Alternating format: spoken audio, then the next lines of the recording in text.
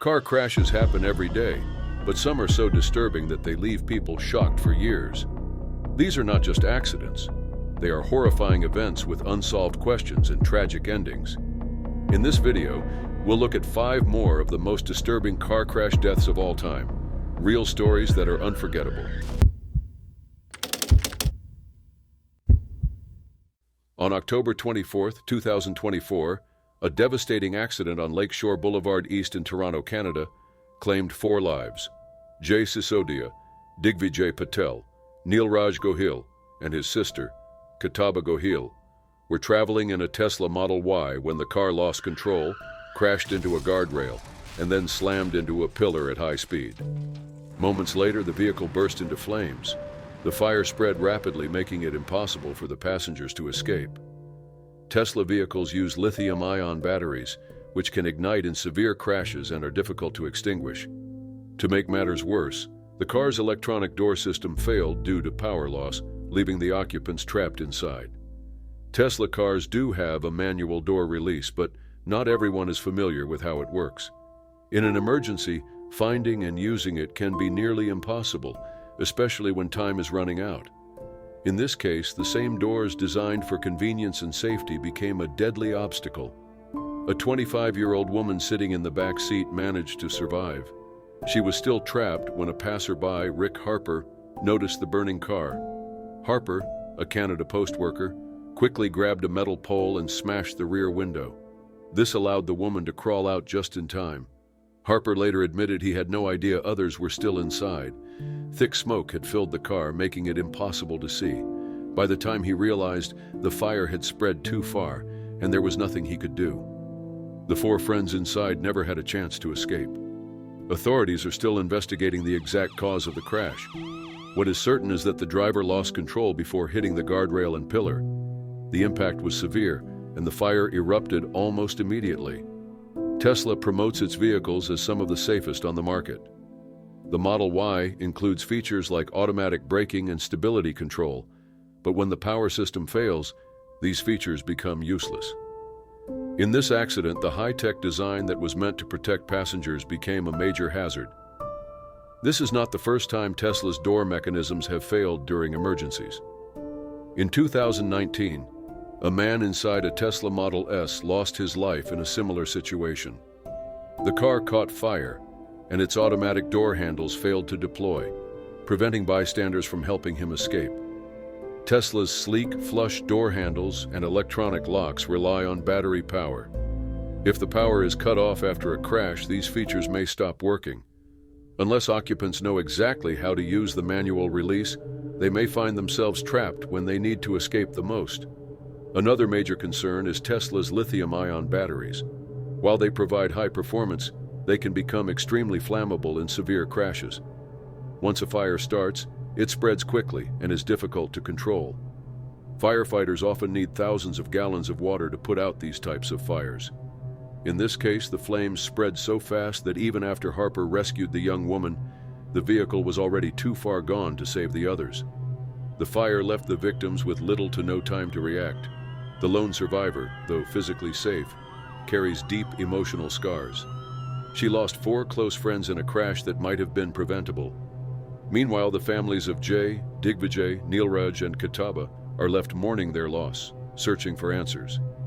Authorities continue to investigate the crash. While no official cause has been confirmed, the accident has renewed concerns about Tesla's safety systems. The National Highway Traffic Safety Administration, or NHTSA, has already been investigating multiple issues with the Model Y, including unexpected braking and unintended acceleration. Tesla, for its part, continues to stand by its safety claims. The company highlights its strong crash test ratings, low rollover risk, and advanced safety systems powered by autopilot technology. However, incidents like this raise questions about whether these measures are enough when the vehicle's power system fails. The loss of 4 young lives in Toronto is heartbreaking. Jay Sisodia, Digvijay Patel, Neilraj Gohil, and Kataba Gohil had bright futures ahead of them, only for their lives to be taken in an instant. Their tragic deaths have sparked serious concerns about modern vehicle safety and whether enough is being done to prevent similar accidents. As investigations continue, one thing is certain.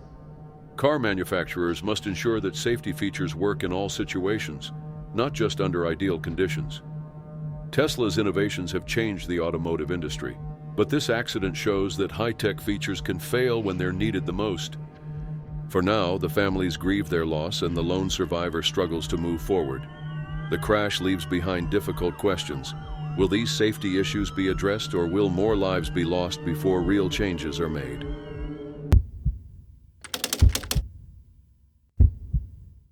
It was March 6, 2025, when Elise Caffey, a well-known family travel influencer from Utah, and her husband Dan arrived in Cancun, Mexico, to attend a wedding. Elise, known on Instagram as 3 Kids Travel, had built a strong following by sharing her experiences traveling with her 3 young children. She inspired many families to explore the world, proving that adventure was possible even with kids. But on this trip, something terrible was about to happen. As they traveled in a hired vehicle, a truck carrying hot asphalt lost control and crashed into them, causing a massive 10-car pileup. Their car flipped over, and Elise was trapped underneath as scalding asphalt spilled onto her body. The accident happened right in front of a hospital, which meant help arrived quickly. However, the heat was so intense that even medical workers struggled to free her without getting burned themselves. Elise suffered severe burns, though her face remained untouched. Dan, miraculously, was unharmed, but their driver lost his life at the scene. Elise was rushed to a hospital in Mexico where doctors worked to stabilize her. She was sedated and placed on life support to manage her injuries. Her family immediately took to social media, updating their followers about the accident and her condition. They shared the severity of her burns and how, despite everything, she was holding on. 2 days later, Elise was transported to the University of Utah's burn unit in Salt Lake City for further treatment. Doctors performed multiple surgeries to remove damaged tissue, but her condition remained critical. Her family continued posting updates, hoping for a miracle. Elise had always been strong, and they believed she could fight through this. Her 3 daughters were able to visit her in the hospital. In a heartbreaking moment, they brushed and braided her hair as she lay unconscious. Dan stayed by her side, playing guitar and singing to her, doing anything he could to bring her comfort. Despite the love and support surrounding her, Elise's health worsened. On March 12th, just 6 days after the accident, her family announced the devastating news. She had passed away. "We are absolutely heartbroken to share the news of Elise's passing tonight," they wrote on Instagram. "She held on for as long as she could and fought so hard." They expressed gratitude that Elise had made it home before her passing. "Absolutely everything that could have been done for her was done," the post continued. "We are so grateful she was able to say goodbye to her family." The message ended with a hopeful note. "We believe in eternal families and know we'll see our beautiful mom, sister, wife, and daughter again." Elise's passing left behind her 3 daughters and her husband, who had been by her side through it all. Her loved ones were left grieving a woman who had dedicated her life to sharing her passion for travel and family. The family also mourned the loss of their driver, Luis, who had been killed in the crash. He left behind a wife, Alejandra, and 2 teenage daughters. Elise's family started a GoFundMe campaign to support Luis's family, raising over $64,000. The overwhelming support reflected how deeply Elise had touched people's lives. Elise believed that families could travel together and make memories no matter the challenges. Even in her final days, her family continued sharing her message, keeping her legacy alive. Her tragic passing is a reminder of how unpredictable life can be. One moment, she was enjoying her passion, sharing her adventures with thousands, and the next, everything changed. Though she is gone, Elise's story will continue to inspire families to embrace adventure and cherish time with their loved ones. The memories she created, the love she shared, and the impact she had on those who followed her journey will never be forgotten. It was May 14, 1988, when tragedy struck on Interstate 71 in Carroll County, Kentucky. A church youth group from the First Assembly of God Church in Radcliffe had spent the day at Kings Island Amusement Park. What was meant to be a fun trip turned disastrous on their way home, leading to one of the deadliest impaired driving accidents in U.S. history. That night, 63 children and 4 adult chaperones boarded the church bus. The kids, ranging from 10 to 18 years old, were exhausted but happy after their day at the park. As they traveled home, a pickup truck driven by 34-year-old Larry Mahoney entered their path. Mahoney was driving in the wrong direction with a blood alcohol level of 0.24%, well above the legal limit. At around 10:30 p.m., his truck collided head-on with the bus. The crash was severe, but the worst was yet to come. The impact caused the bus's fuel tank, located near the front steps, to rupture. Within seconds, flames spread through the vehicle. Many passengers were trapped due to narrow aisles and a lack of emergency exits. By the time the fire was put out, 27 people had lost their lives, including 24 children. Survivors suffered severe burns and smoke inhalation. Among the victims was 10-year-old Patty Nunnally. Her mother, Carolyn Nunnally, received a heartbreaking call that night asking for Patty's dental records. An autopsy later revealed that Patty had inhaled toxic fumes before passing away, a devastating detail that haunted her mother. Mahoney was arrested at the scene and later convicted of multiple charges, including manslaughter and endangerment. He was sentenced to 16 years in prison but served less than 10 due to good behavior. Since his release, he has remained silent about the crash, never speaking publicly. For the families, the grief was overwhelming. The church community and the town of Fort Knox were deeply shaken. In the months that followed, many turned their pain into action, working to prevent similar tragedies. Carolyn Nunnally became an advocate for road safety, joining Mothers Against Drunk Driving, or MADD, soon after losing her daughter. She later served as the organization's national president, pushing for stricter laws and better safety regulations. Her efforts led to important changes, such as improved bus safety features, including better protected fuel tanks, additional emergency exits, and fire-resistant seat materials. Despite these improvements, impaired driving remained a serious issue. Over the years, legal alcohol limits in the U.S. were lowered to 0.08%, a step that helped prevent similar accidents. However, Carolyn remained frustrated by the number of lives still being lost. For some families, the pain of that night continued for decades. Janet Kidda Hancock lost her husband Chuck, one of the chaperones on the bus. He had been standing near the front when the crash happened and was unable to escape. Then, in 2010, Janet's son Charlie, who had been 9 years old at the time of the crash, was involved in another devastating collision caused by an impaired driver. The driver pleaded guilty and was sentenced to 10 years in prison, but for Janet, losing both her husband and son in similar circumstances was almost unbearable. One of the survivors, Quentin Higgins, was just 15 when the crash happened. Seated near the front of the bus, he suffered burns and smoke inhalation, but survived. The experience changed his life forever. In 2010, he became a school bus driver, determined to honor those who didn't make it. He even purchased a bus identical to the one from the crash and turned it into a moving memorial, complete with a seating chart that shows where each victim was that night. Quentin now travels to schools across the state, sharing his story and raising awareness about impaired driving. "Every day when I drive, I think of those kids, my friends who didn't make it," Quentin said. "I remind myself that I'm speaking for them because they can't." The Carrollton bus crash left a lasting impact on the families involved and led to significant changes in safety laws. But for those who lost loved ones, the pain never truly fades. Each year, survivors and relatives gather to remember the victims, ensuring their stories are never forgotten. As for Larry Mahoney, he lives with the consequences of his actions. Though he served time for his role in the crash, many believe no sentence could undo the devastation he caused. The events of that night remain a painful reminder of the irreversible damage impaired driving can cause.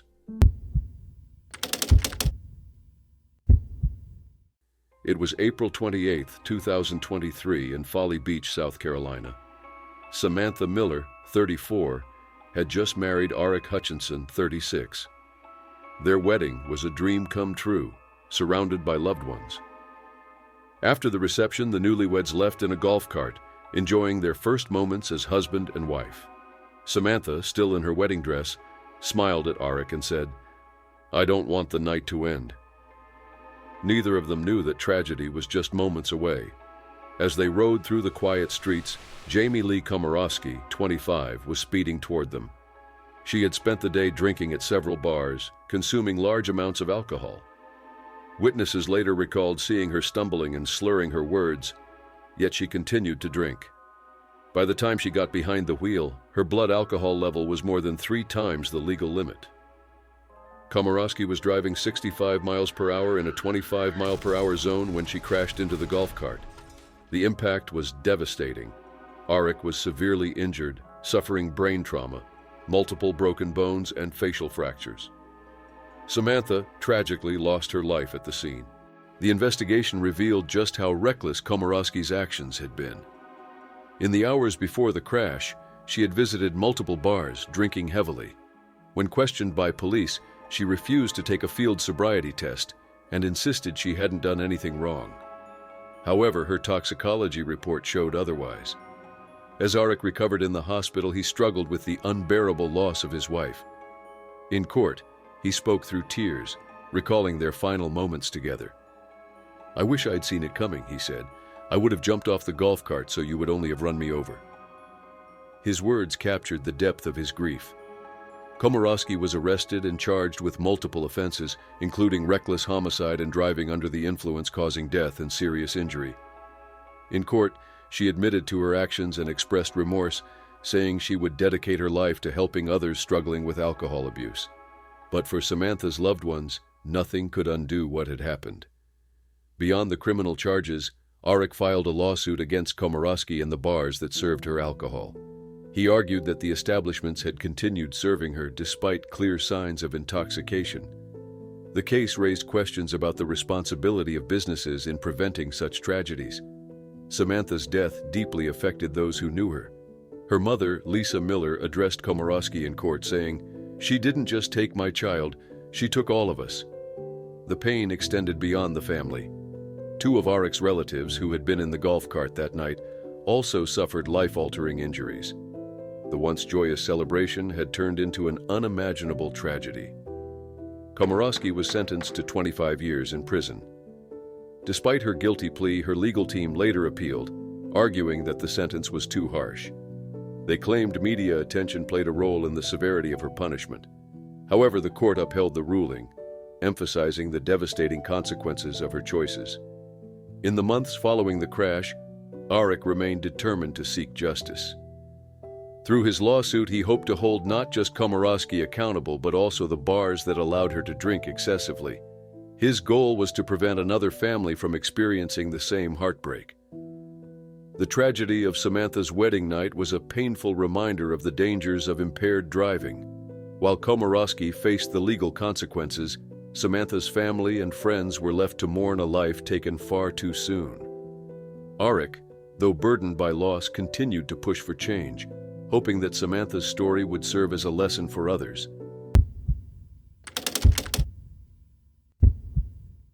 It was August 16, 2024, in Prescott, Arizona. Kristen Little, a 39-year-old real estate agent, had just celebrated her birthday with her family. Her mother, Ginger Cutting, cherished their recent girls' trip to Las Vegas, filled with laughter and unforgettable moments. That Friday evening, Kristen drove to Thumb Butte, one of her favorite spots to watch the sunset. She brought along her miniature German Shepherd CJ, who was always by her side. After taking in the view, she started heading home along a winding dirt road in the mountains. At some point, something went wrong. Kristen's car veered off the road and plunged nearly 1,000 feet down a steep cliff. Investigators later determined that her vehicle had drifted from the right side to the left before going over the edge. Kristen was thrown from the car during the fall and her body was found hours later. The crash site was remote and difficult to access. As darkness fell, authorities decided to wait until morning to recover her remains. Deputies from the Yavapai County Sheriff's Office stayed overnight to guard the area, ensuring she wasn't left alone. Despite the tragic accident, one remarkable thing stood out. CJ survived. The dog was found near Kristen, unharmed despite the crash. It appeared that CJ had been thrown from the vehicle but managed to survive the impact. Kristen's mother now finds comfort in having CJ with her, believing it's a sign that Kristen's spirit is still present. Authorities were alerted to the crash by Kristen's Apple Watch, which automatically detected the impact and sent an alert. Without it, finding her in such a remote area would have been much more difficult. Jinger expressed gratitude for the technology, acknowledging its role in locating her daughter. Kristen loved the outdoors. She and her mother often hiked together, especially at Thumb Butte. She was full of energy, passionate about nature, and dedicated to her real estate career. Her sudden passing left a deep void among family, friends, and the Prescott community. Many shared stories of how she had touched their lives. "She was the light of my life," Jinger said through tears. "She put her heart into everything she did." Those who knew Kristen agreed. She had a way of making people feel special, and her love for life was contagious. The crash happened just after 5 p.m. Authorities secured the scene overnight and recovered Kristen's body the next morning. She was taken to the medical examiner's office, where the cause of death was confirmed. She had been ejected from her vehicle and did not survive the fall. No one else was in the car. Deputies later brought CJ to Jinger's home. She found comfort in the dog's survival, calling it a sign of faith. "God gave me CJ," she said. "I know Kristen is in heaven, but I'm struggling to understand why this happened." Kristen was always an adventurer, whether hiking, paddleboarding, or exploring the outdoors. She and her mother shared a love for nature and frequently took trips together. Thumb Butte was one of their favorite places. She also had a deep love for animals, especially CJ. The two were inseparable, spending their days together at home and on outdoor adventures. Jinger fondly recalled how much Kristen adored her dog. As the investigation continues, Jinger and her husband, John Cutting, a retired police officer, plan to meet with authorities to understand what led to the crash. Though it won't bring Kristen back, Jinger hopes for answers. "It would just be good to know what happened," she said. To honor her daughter, Jinger is planning a celebration of life. The event will be held outdoors, likely near Watson Lake in Prescott, where friends and family can gather to remember Kristen. She also hopes to establish a foundation in Kristen and CJ's names. The goal would be to support rescue efforts and push for better safety measures in areas like Thumb Butte, where guardrails are lacking. One of her main priorities is to have a guardrail installed at the crash site, hoping to prevent future tragedies. The investigation remains ongoing as authorities continue examining the circumstances of the accident. Meanwhile, the overwhelming support from the community has been a source of strength for Kristen's family. Kristen's passing is a heartbreaking loss, but her adventurous spirit and kindness will never be forgotten. Those who loved her will continue to honor her memory, holding on to the impact she made in their lives.